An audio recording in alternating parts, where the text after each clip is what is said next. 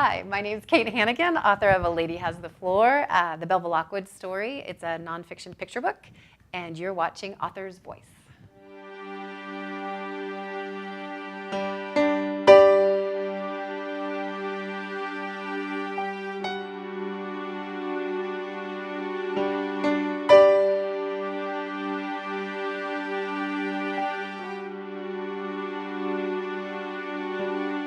Welcome to Author's Voice, connecting authors to the world.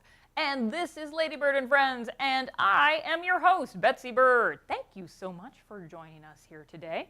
Today we are talking about a simply fabulous book that I'm very, very excited about. Whoop! It is A Lady Has the Floor. Belva Lockwood speaks out for women's rights. This is coming out to you from Calkins Creek at a lovely $17.95.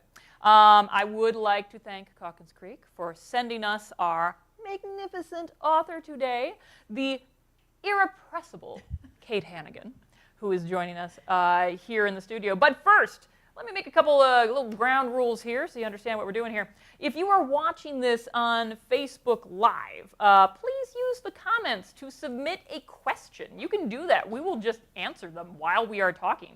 It's cool. It's technology. It's the future. And you can include your name and where you're from. I will read it. She will answer your question, if it's appropriate, people.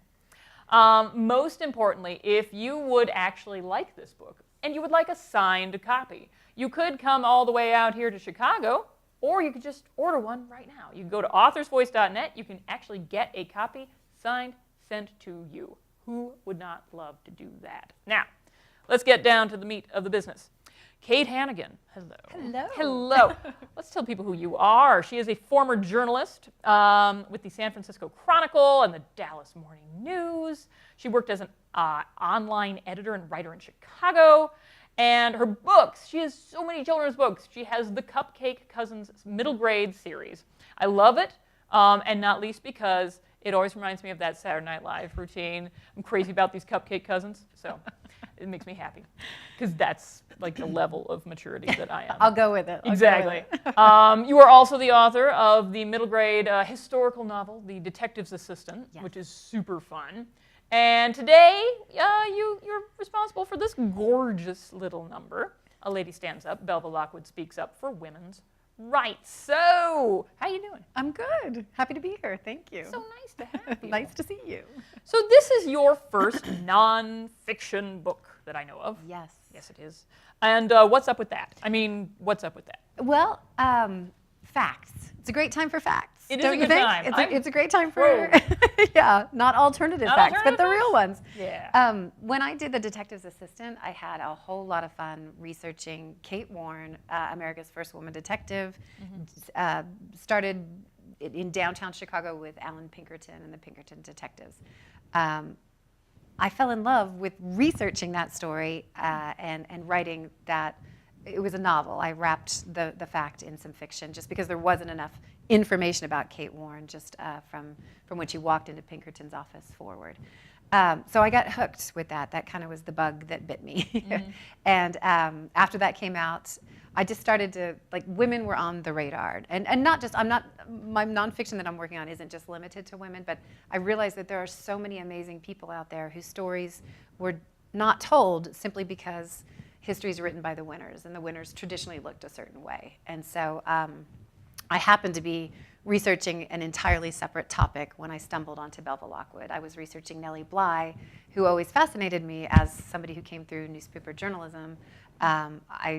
She was kind of an exciting figure to me. And when I heard that she had raced around the world, and another woman, Elizabeth Bislin, had raced in the other direction for Cosmopolitan, I had started to research that story, and then in reading about Nelly Bly, I turned the page on one of her articles for the newspaper she worked for, and she was interviewing the lady candidate for the 1884 presidential election, and I thought, wait, who's that? Mm-hmm. Right, So since then, that's a lot to explain, but I got the bug, and now I can't stop. I can't listen to people have a conversation without going, oh, wait, who's that lady? And then I go home and look her up, or look up some other crazy fact from the past. So I'm hooked, definitely hooked. You got bit by the fact bug. The fact bug. Yes. That doesn't happen that often, I feel like, yeah.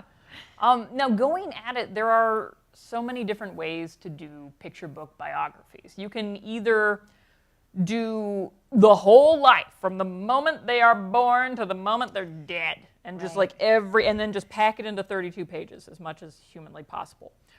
Or you can take a little slice of their life and say this represents the whole, which I guess film bios can do to a certain extent. Or you can sort of have it somewhere in the middle there. What sort of method did you decide to go with? Well, I have tried a variety of different routes because the first inclination, and everybody's going to come at it differently, so I can't speak for all authors out there. Some people out there might have gotten this a lot faster than me, but the way I approached it, everything at first was to just cram everything on the page and hope that no one noticed the word count.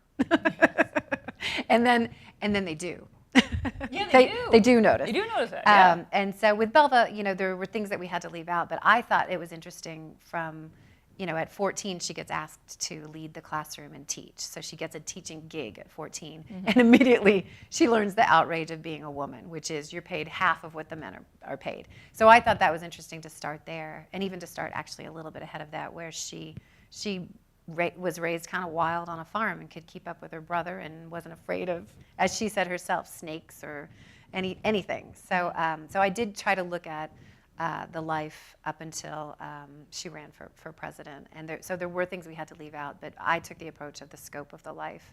But then I kind of realized in the subsequent books that I've got lined up that it's nice to kind of just focus on one period. So like with the Nelly Bly, just looking at that race around the world. And then, the beauty of picture book biographies is you can do that snapshot, and then you can have back matter that kind of elaborates, maybe a timeline of their life that maybe hits on everything you can't cram in the front 30 pages. I want to get into your back matter because that is an impressive subject. Before I do, was there anything that you weren't able to include that you kind of regret? Like it was so cool, but it just didn't fit. Yeah, there were a few things. When Belva Lockwood, so she was the presidential candidate in 1884 and 1888, and when she went out on the lecture circuit, now she was a very intelligent, gifted woman. She had a law degree. She had a lot of experience, lobbying, not lobbying, but agitating at Congress and in D.C. So I thought it was interesting that when she would give go lecture halls and pack in lecture halls, sometimes it would degenerate into yelling fights where there would be people throwing fruits and vegetables and things. It got ugly. But some of the things I did include there, that the way that she was mocked for what she was doing. They would say she wore scarlet petticoats, for heaven's sake, that she was scandalous. And she was one of the first women to get a bicycle and ride it around D.C. because anytime she saw the men doing something, she's like, wait, I can do that. So she saw men getting to court faster than her.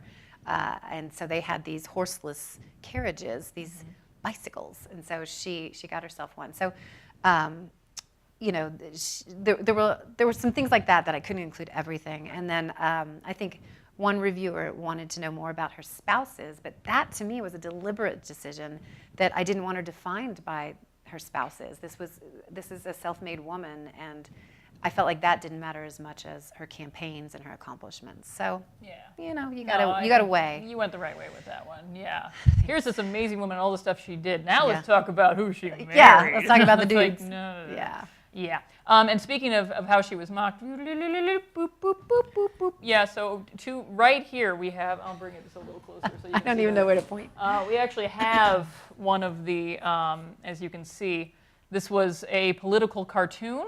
From the time where apparently she is being mocked, though I have to say she's coming off a lot better than the guy she's next to. But yeah, we got a little 411 on this that he was a supporter of hers. And that apparently this is one of those cases where if you saw this cartoon back in the day, you would have instantly known what this was referencing. You get it, everyone? Sausages? Get it? Yeah, okay. Moving on. Okay, but let's talk about your back matter a little bit because, so kids these days, they come into the library and they say, I have to do a biography report. I'm like, okay. And it must have a timeline. And you're like, oh, no, don't ask me for a timeline because so few books, there's so many of these great nonfiction books, but then they don't have a timeline. They don't have, you have a wonderful author's note. You have, so I'll just show. You have a wonderful author's note. You have a photograph of her. Thank you. Sometimes one is left being like, is that actually what she looked like? So you've got primary documents. You've got a full bibliography. You've got noted newspapers and magazines. You've got source notes. You got source notes in a freaking picture book. Thank you, people. So this means to me, as a reader, you did your homework. One try. Thank you. One try. Thank you so much. Now, I have to ask you, where do you fall down on the fake dialogue debate? Oh, let's Talk about Let's that. talk. We're just going to talk about the rest of the time. Yeah, because what do you trust, right? Right. So I do kind of feel like that's a pretty big sticking point. If you're going to write for children, I feel like the bar needs to be high, right? Because only the rarest kind of best is good enough for our children. But I mean, Walter de la Mare. Nice. Thanks.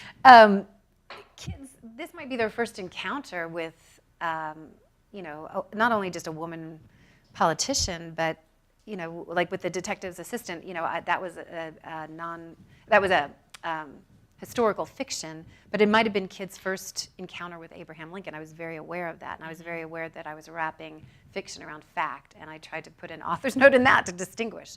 But something like this, I feel like the bar should be high, and the expectation should be, this is classified in the nonfiction section. I need to be able to show kids facts. Thank you. So I do feel like I'm not going to do invented dialogue. It's a disservice. Thank you. I don't want to ostracize myself from my my writing peers who feel differently.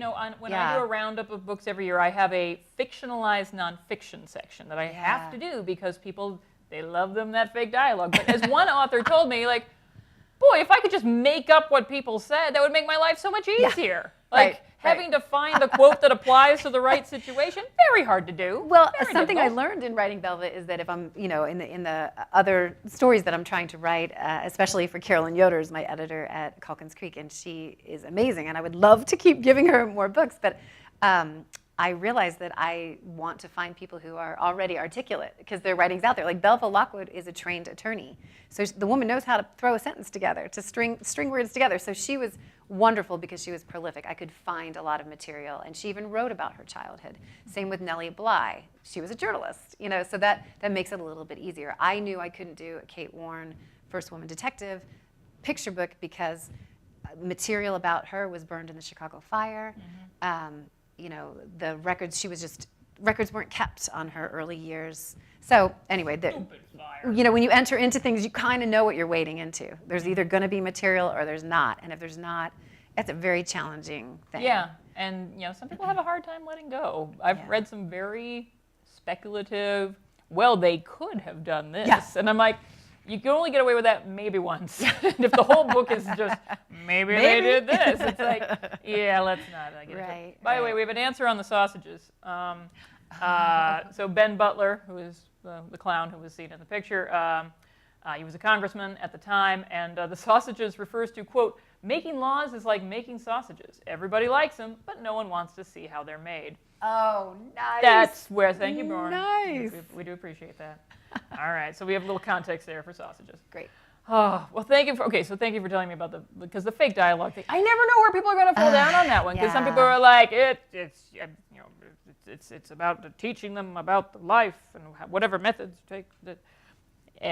I'm such a stickler. My poor fellow librarians are like, oh, she's so mean when it comes to dialogue. But I also feel like, if Belva were here today, I would like her to be able to look at something like this, and if she were to judge it, she could judge it on, okay, well, yeah, I said those things.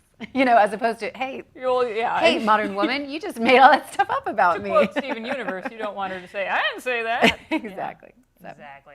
All right, so this is not the first picture book biography of Belva. There was one other 10 years ago. There was another one.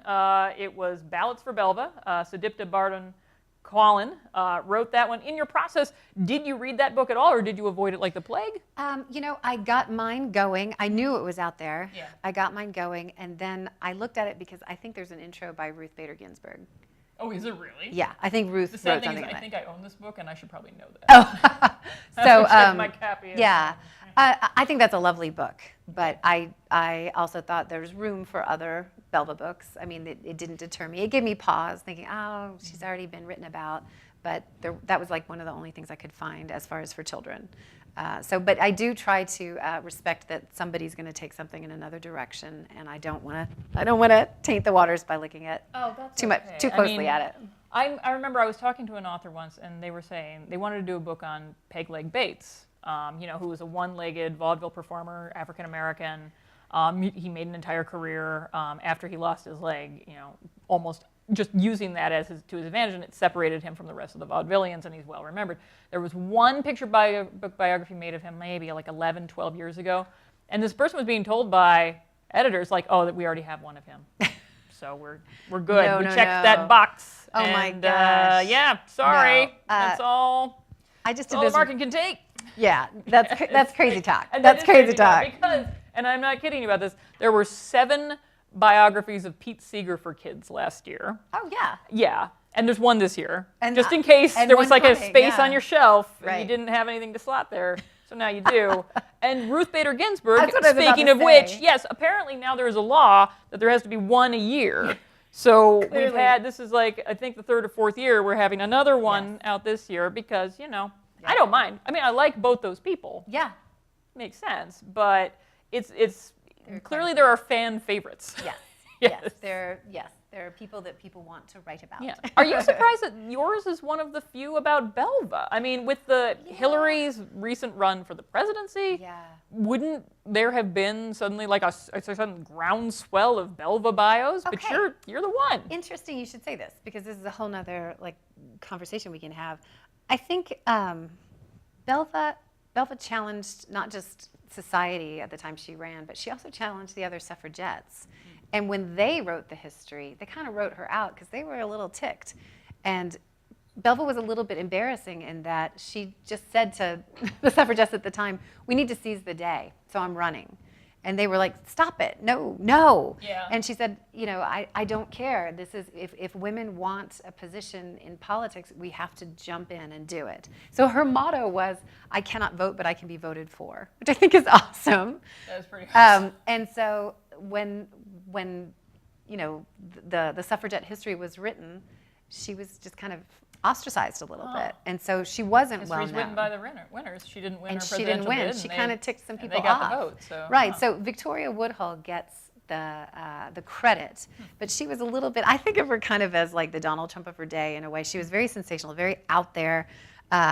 Knew how to use the media in a way. She wasn't even 35, so when she threw her bonnet in the ring for office, even if she won by some fluke, she couldn't have served because she wasn't 35. She didn't meet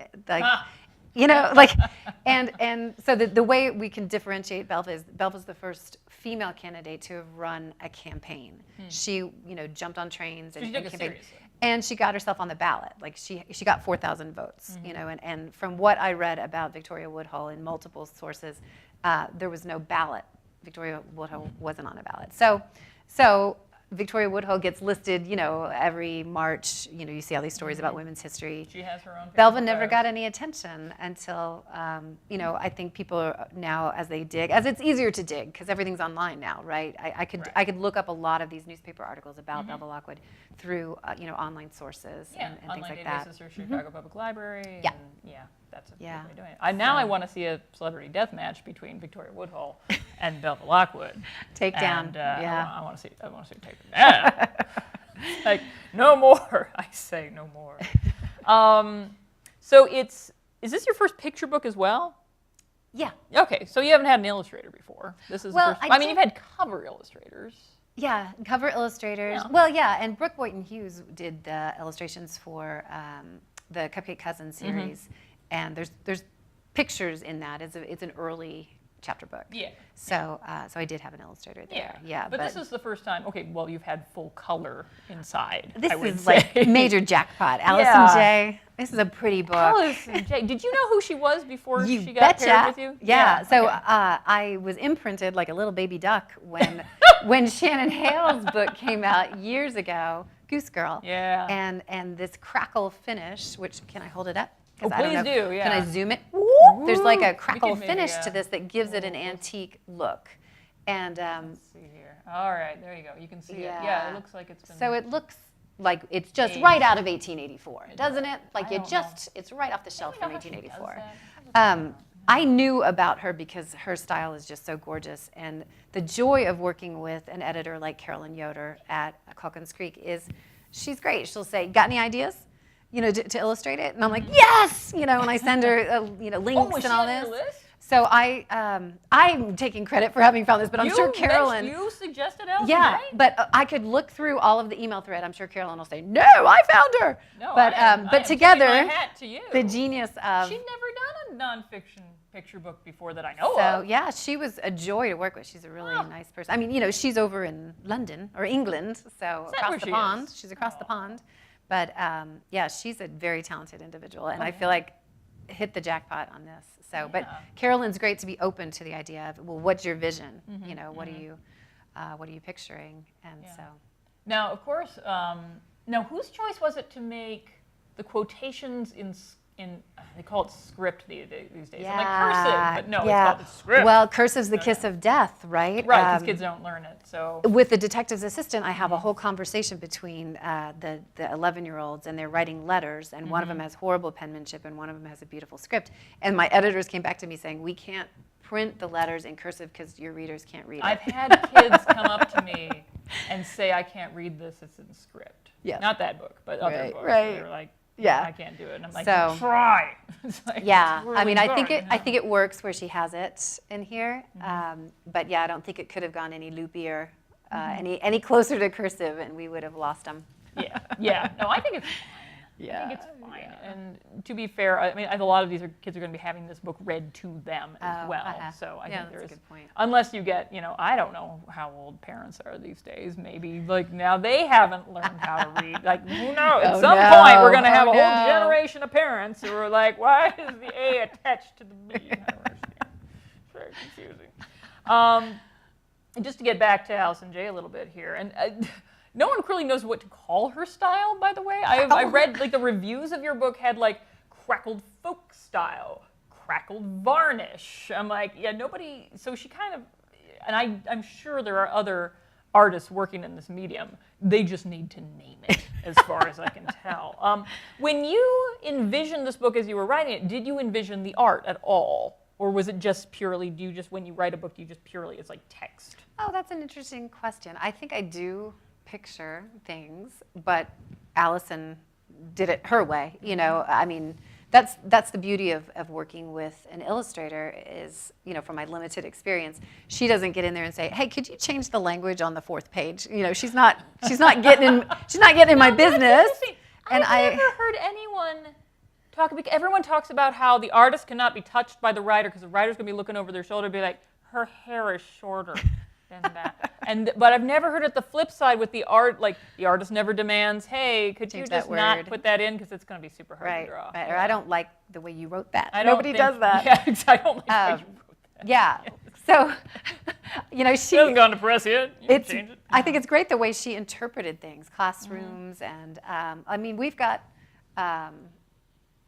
Susan B. Anthony on one of these pages, and I think she did a great job. Love her little glasses, her Susan B. Good. So she, there were times that maybe, we might have had a conversation about, like I think this one, it was a question of what do we want in the background, how do we want to do that? But for the most part, she likes animals. I read this about her, so she'd sneak in an animal here and there. So there's a kitty cat. She's like the Provincens. Huh. So, I think that this is great. She's walking through the Capitol. She's moving to D.C. It says, so she arrives with her steamer trunk and her big ideas, and I think she does a good job of, just conveying. So, this is the way she imagined it, but it works with the way I envisioned it too. Because Lord help you if you envisioned it one way and then they're just diametrically opposed and you can't. I'm not good with confrontation, so I don't know how I would handle that. Please, someone change this. But I just could not be happier with the way this came out. Were you allowed to make any suggestions? Like this is actually, sorry, I should explain what this is, but there's a, replica of the actual ticket, the actual presidential ticket. So I saw that online, and flagged them to some of the materials. So she incorporated some of the actual things. So remarkably pretty ticket. Yeah, isn't it really cool? They put little birds in the corner. Yeah. So so there's a nice conversation you can have, but this is the way she envisioned it. That's great. Have you presented an this book to illustrator. kids at all? I'm going to today. That's funny. She You're said going that today? at 4:30. Oh, well, I'm going to shoot. do a I was school. going to ask you about how the reactions were, Yeah, but that's, yeah. that's So, how do and you think their reactions will I be? know it'll Yeah. be really fun. We'll gauge tonight to see How if they old walk are out. How old are the kids? Do you know? They're going to be around 2nd to about 5th Oh, perfect. grade, which I feel like is going to Yeah, be good. that's a good strong. Yeah, age for it. yeah. Well, what are you up to next, man? What you got Well, going on? I mean, you keep talking about this Nelly Black. I just sold it. I got the flu at the beginning of February. You Hey! know how this feels. Yes. You get a nice contact from your agent who says, "Oh, so this was the fastest sale I think I've ever had." We submit. Should I be saying these things? We submitted on like a Friday, and I think we had a deal on Tuesday. And so That's it's going to marvelous. be So That's it's Nelly so Bly versus Elizabeth Bislin. I think right now the title is Nelly Because versus we've Elizabeth. had Nelly Bly picture books, but they've really just been the travel. span, There the life. really hasn't been much contrast with the woman from, was it Glamour? Or Cosmo? Cosmo. It's from Cosmo. Elizabeth Bislin. So yeah, crazy. yeah. So Okay. one was very fancy and one was not. Nelly was more Yeah. So And one it was a neck and neck.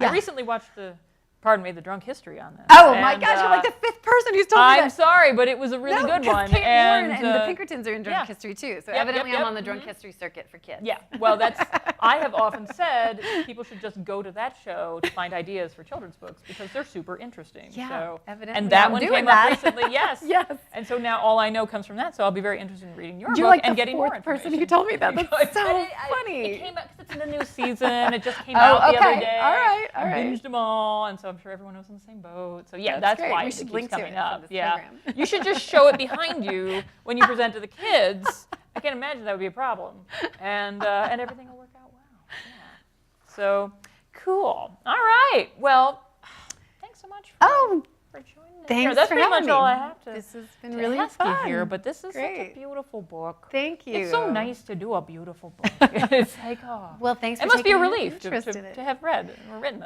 a beautiful book as well. Couldn't be happier. Could not be happier about it. Okay. Yep. So now that we're reaching the end of our time here, we've been talking about. Let me just bring it up one more time. The lady has the floor. Belva Lockwood speaks out for women's rights with Miss Kate Hannigan, which is, of course, as you'll recall, 1795, published by Calkins Creek. Thank you, Calkins Creek, for allowing this lady to talk to us. Yay. We really, really appreciate it. And, of course, coming soon on Author's Voice, upcoming shows. Doot-a-loop. All right, A House Divided. On March 10th at noon, you're going to get to meet Jan Jacoby, author of Young Lincoln. On Stranger Than Fiction, March 15th at 3:30, we've got author Max Boot. He's going to join us to talk about The Road Not Taken. Solved, the special. It'll be March 16th, featuring best-selling author Jeffrey Deaver. Oh, my Lord. In his latest, The Burial Hour. That'll be March 16th at 3 p.m. As always, you can ask a question and order your signed copy at authorsvoice.net. If you are watching this on YouTube after the broadcast, you can still order signed books as it happens, you lucky little thing. There's a link under the title here. Why don't you go follow that link? You can find stuff of your own. And yeah, thanks so much for joining us. Thank you. All right, and thanks to all of you. We'll see you next time.